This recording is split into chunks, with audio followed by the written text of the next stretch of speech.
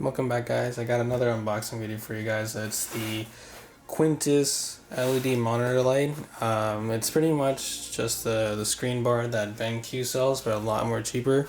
The reason I got this was because the BenQ light that I really enjoyed, or that I really liked, regarding on some setups that I saw on Instagram or Pinterest or whatever. I liked it, but I couldn't justify spending the $100 for a fancy version of a desk lamp, and so I wanted something that is cheaper, affordable, but kind of gets the job done per se. So I actually stumbled upon this light, aka the Quntis one, for around $43. So that's about like half the cost of the BenQ light. The only difference with this one, I think, is that there's no support for a dial. I know for like an extra $30 for the BenQ, you can definitely get to like a dial that's like controllable from like your desk or something. I didn't need all that fancy features, and apparently, according to the reviews, there is like some differences regarding like the build quality versus the BenQ one, and then the brightness. You know, I think there's a very fine line regarding what you're expecting for $43 versus $100. For me, saving $50 is a big deal because over time, obviously, money adds up. So without further ado, let's just do an unboxing video. And then later tonight, when I do it in post or when I finish editing, once the day ends, I will actually show you guys a nighttime view. Right now it's kind of afternoony sunset vibes, so there's still some daylight. Right now I still have the room light on, but I wanted to show you guys the unboxing first before the day ends. So you'll get a nice little manual. It's pretty extensive, I guess, with different languages. Obviously it's a Chinese product.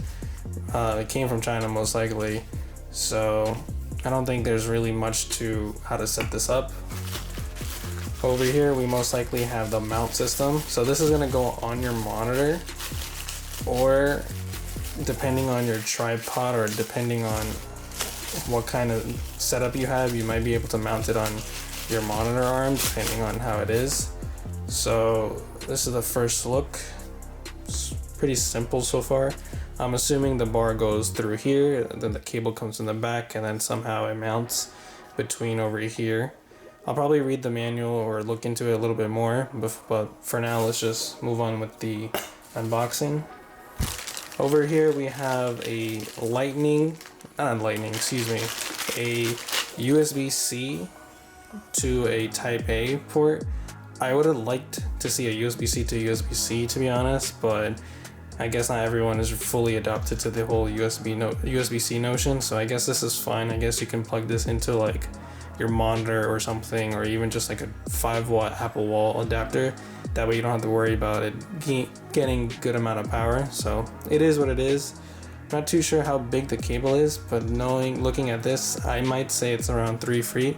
I'll correct myself if I'm wrong regarding the length. Most likely it's 3 feet. That's my guess, but we'll see.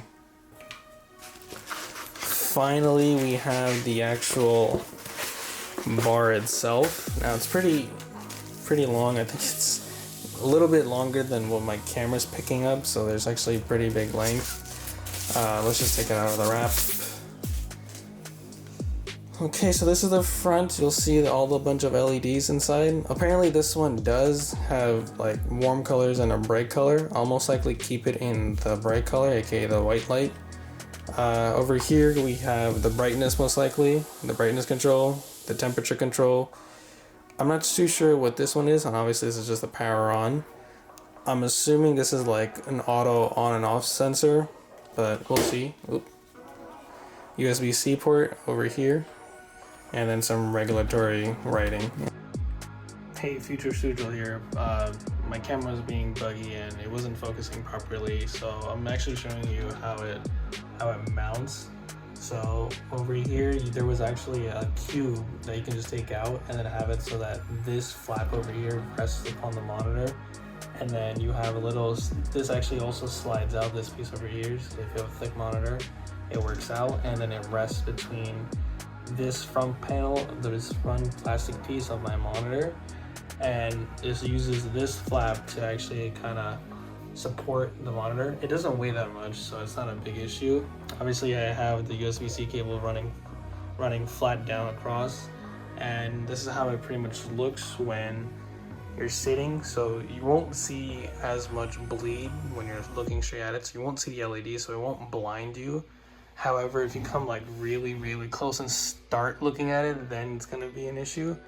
Other than that, it looks perfectly fine. If I turn off the light of my room right now, you'll notice how this area is pretty much lit up. Excuse my dirty mouse pads because of the unboxing video.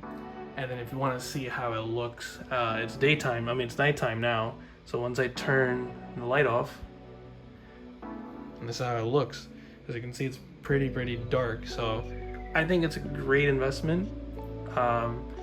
Your mileage may vary. So I'm going to continue on recording from my phone because the video I recorded from my camera wasn't cooperating with me. So I'm going to show you the quick commands regarding the touch sensitive buttons. So obviously the top part is power on and off.